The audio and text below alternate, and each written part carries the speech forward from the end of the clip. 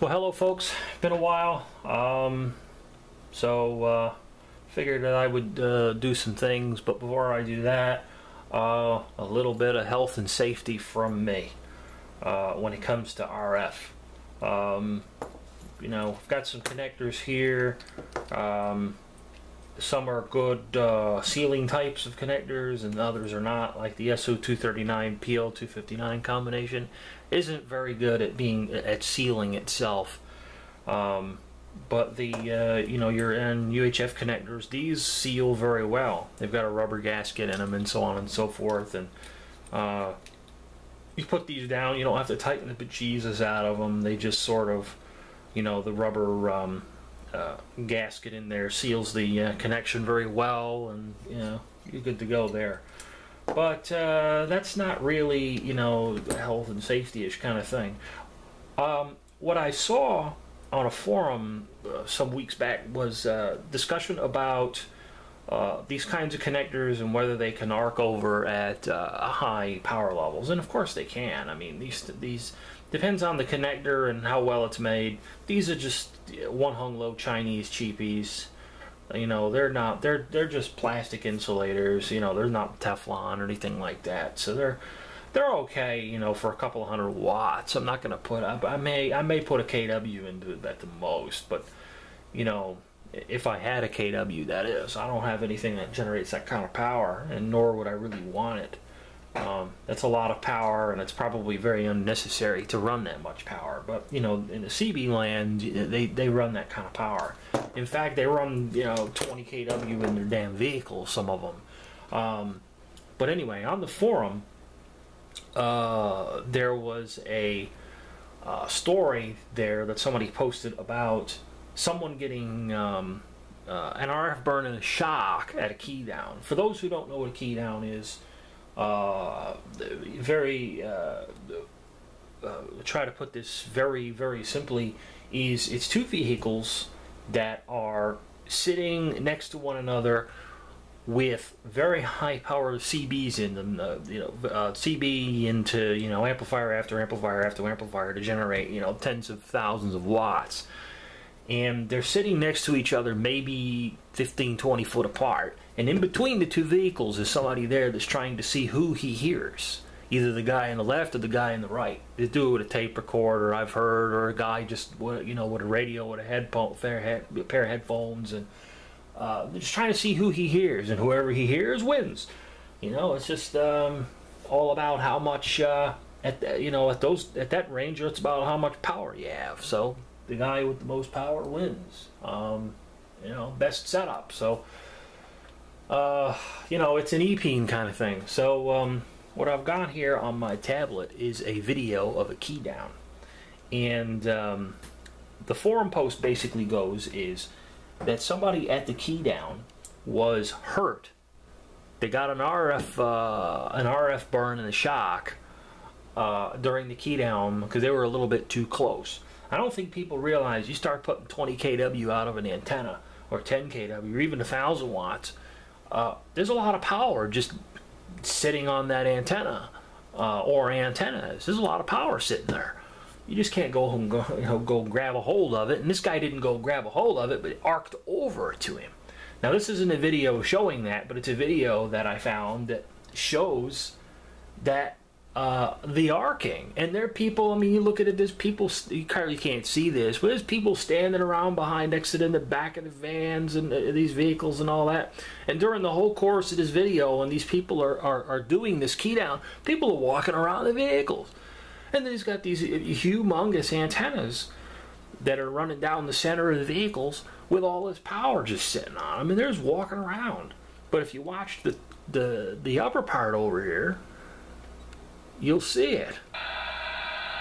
You see people walking around back there. They're just walking around next to the vehicles and in between them and stuff. And they're revving them up to get the alternators going, and there they go. Look at it. It's just arcing over. It's just flashing and arcing and sparking in the whole 9 yards. There's a tremendous amount of power on there. And then it's just dancing up and down the antenna. That's insane. And they're standing over there looking at it. So I can believe it when somebody says, oh yeah, somebody was standing over there next to the thing and it arced over to him. Damn right it did. I mean, that's nuts. So standing over there is no bueno. That's not cool. Don't do it. You know, you want to go to a key down and see all the the fancy big ass tube amplifiers and whatnot in the back and battery banks and all that kind of stuff. That's fantastic. Don't stand there next to it when he's keying the thing over. There's no friggin' way I'm going to stand anywhere near that thing. You know, I mean, these guys are just walking around over there looking at it like, oh, pretty, oh, cool. That's not cool. Somebody was really hurt. So, anyway, that's the health and safety for me when it comes to going to key downs. Don't stand next to the vehicle. Stand, a good 30, 40 feet from the damn thing. You know, it's just a hard, I wouldn't even stand that close. I'm on RF and there's nuts. But anyway, on to something that's probably more interesting. Filter board out of that big power supply that I had. I pulled it out and I was going to change it. The capacitors have been sitting around here for months. So I was going to change these caps out. But when I pulled this filter board out, I know that Dave Jones and the EV blog and Mike have done videos on the tracks and leaving some copper exposed and then running some solder. This one, they went a little bit further. They put a piece of wire around there, in the solder, just to get some more current handling capability out of this track, because it's not as wide and as beefy as like you see this big wide beefy track here with the solder running down the middle of it, and then you got this narrower one again with a wire and that goes around it, that goes to these capacitors, just for handling high current. And it's a cheap way to do it, which is this whole thing is cheap. Let's face reality. This power supply has cheap screaming all over it. It has a spot for 6 capacitors. You can see they never put one down here. They never glued it. This is the one where that fell out. But this glue is not the best stuff in the world. I don't like it, and one of the things that's going to happen with this stuff is it's going to get all cleaned up. And the reason for that is this is going to make me look like a fool probably, but I'm going to give it a go. This stuff gets like conductive after a while.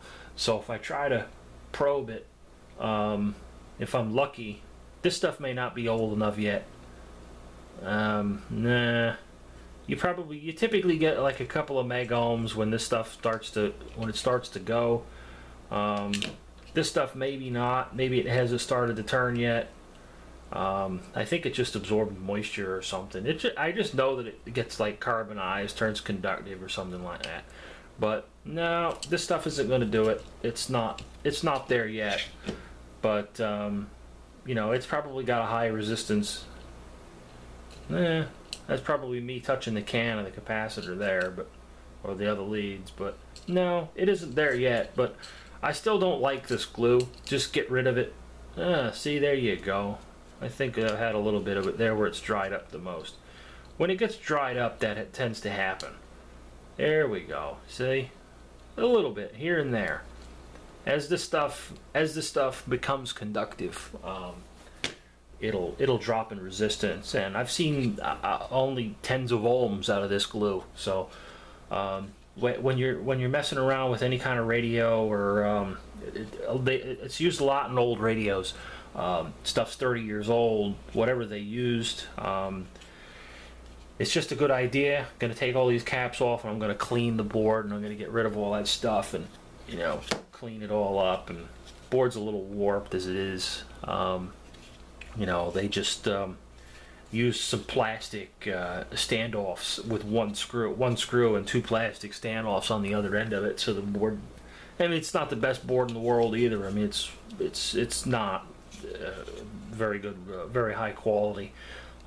This is your 15 years old Chinese electronics, so it's at the beginning of Wang Hung Lo, that's for sure. So I'm gonna change these caps out, put it all back together, clean it up, and hopefully, maybe if I ever get an old amplifier or something like that, I'll get to power it up and actually use it. But it has to work, and be working order first. And when I pulled this apart the last time, I did make one error in measuring these caps. I'm pretty sure I pulled out an ESR meter and hooked this guy up and said, oh, it's only measuring, a couple of microfarads or something like that. Well, when I go and I actually look at it, 6.3 millifarads. Distinctively different measurement. I don't know if this is really going to show up. That's millifarads. I looked over there because I'm like, oh. And I looked at it and said, oh, that's millifarads. That's actually not terrible. That's measuring, 6,300 and some odd microfarads. So, I goofed that up. That's an oops. These caps are not as bad as I thought they were. They are definitely on their way out because, well, it doesn't exactly sit flat. They're puffy. It's a 15 or more year old piece of kit. It's time to replace these caps. Obviously, no wobble there. And we measure one of these guys. 8.5